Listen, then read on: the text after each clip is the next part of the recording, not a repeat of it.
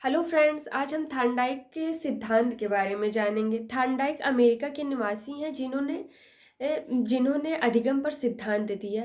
ये एक शिक्षा मनोवैज्ञानिक, पशु मनोवैज्ञानिक माने जाते हैं। अधिगम पर इनका सर्वप्रथम इनका एक सिद्धांत आया। उस सिद्धांत का नाम है उद्दीपक अनुक्रिया का सिद्धांत, संयोजनवाद का सिद्धांत, त्रुटि एवं प्रयास का सिद्धांत भी है। इनका प्रयोग एक भूखी बिल्ली पर किया जाता है। इनके प्रयोग के बारे में जानते हैं। इनका प्रयोग एक भूखी बिल्ली पर रहता है और इनके प्रयोग को जानने से पहले हम दो शब्दों को जानते हैं, एक उद्दीपक, दूसरी अनुक्रिया। उद्दीपक वह होता है कि जब हम किसी एक ऐसी कोई वस्तु जो हमें उसको प्राप्त करने के लिए प्रेरित करे कि वो चीज़ हमको प्राप्त करनी है। उन्होंने एक भूखी बिल्ली को पिंजड़े में बंद कर दिया और उसके नीचे एक लीवर लगा दिया, जिसको वह अगर पुश करती तो वो खुल जाता। और उस पिंजड़े के सामने एक मृत मछली को रखा और जब बिल्ली को उसमें बंद कर दिया और जब बिल्ली मृत मछली को देखती तो वो बार बार प्रयास करने लगी कि वह उसको प्राप्त कर ले। और ऐसे ही प्रयास करते करते उसका अचानक से पैर उस लीवर पर पड़ता है और वह लीवर पर पैर पड़ते ही वो खुल जाता है और वो जाके मछली को प्राप्त कर लेती है। इस प्रकार उसका भूख समाप्त होता है।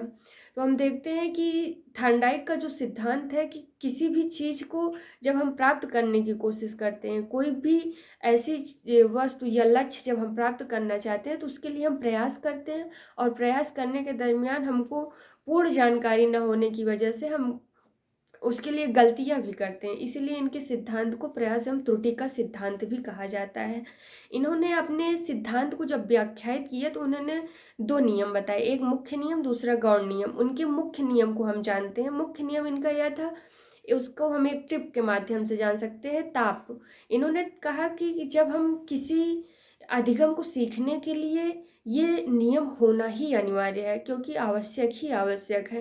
पहला, तत्परता का नियम। जब हम किसी चीज़ को पाना चाहते हैं तो उसके लिए हमको दृढ़ निश्चय करना पड़ता है कि उसके लिए हमको आगे बढ़ना ही पड़ता है।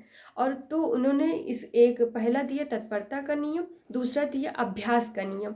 अभ्यास का नियम वह है कि जब हम किसी चीज़ को प्रयोग के द्वारा अनुप्रयोग करेंगे तभी तो, बार बार प्रयास करेंगे तभी तो हम उसको जान पाएंगे। इन्होंने अभ्यास का नियम दिया। और जब हम लास्ट में देखते हैं, जब हम किसी चीज़ को प्राप्त करना चाहेंगे, उसके लिए अभ्यास करेंगे तो हमें लास्ट में क्या मिलेगा, उसका प्रभाव हमको दिखाई देगा।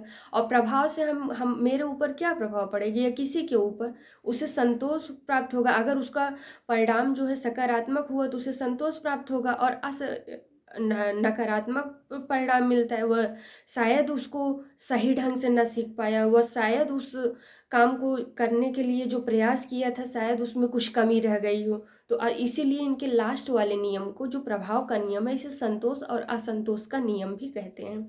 इन्होंने इसके लिए कुछ गौण नियम भी दिए। गौण नियम इनके 5 थे: बहु अनुक्रिया का, साहचर्य का, आंशिक क्रिया का, सादृश्य का और मानसिक स्थिति का।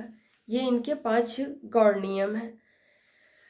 और इनको अगर हम आज के समय में देखें तो इनके अधिगम यानी जो लर्निंग है, जो इन्होंने, मैं अभी तक जो सब कुछ बताई जो है एक क्रमबद्ध तरीके से, कि ये अमेरिका के निवासी थे, बिल्ली पर इन्होंने प्रयोग किया और ये मूलतः पशु मनोवैज्ञानिक थे। इन्होंने अपने नियम को देने से पहले एक मुख्य नियम और 3 मुख्य नियम और 5 गौण नियम दिए, और साथ साथ ही इन्होंने प्रयोग करके भी बताया। तो इन सब से हमें यही मिलता है कि जब हम लर्निंग बेस पे चलते हैं, यानी जब हम चीज़ों को प्राप्त करते हैं, शायद मैंने पहले नहीं बताया कि अधिगम होता क्या है, मैंने इनके सिद्धांत को ही बताना शुरू कर दिया वीडियो के स्टार्टिंग में। तो अधिगम के बारे में मैं बताना चाहूँगी कि जब हम कोई भी ऐसी वस्तु, जब हम कुछ सीखते हैं, और जो अगर कोई कुछ सीखा तब तक वो नहीं सीख पाया जब तक उसके व्यवहार में वो आ नहीं गया।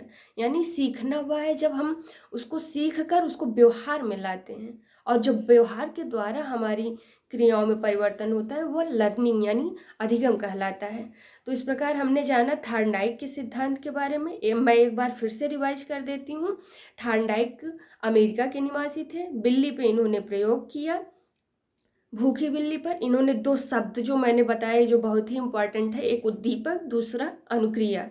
इसीलिए इनके सिद्धांत को उद्दीपक अनुक्रिया का सिद्धांत कहते हैं और इनके नियम महत्वपूर्ण हैं। ये हमने जाना। बहुत बहुत धन्यवाद। अगले वीडियो में फिर मिलते हैं।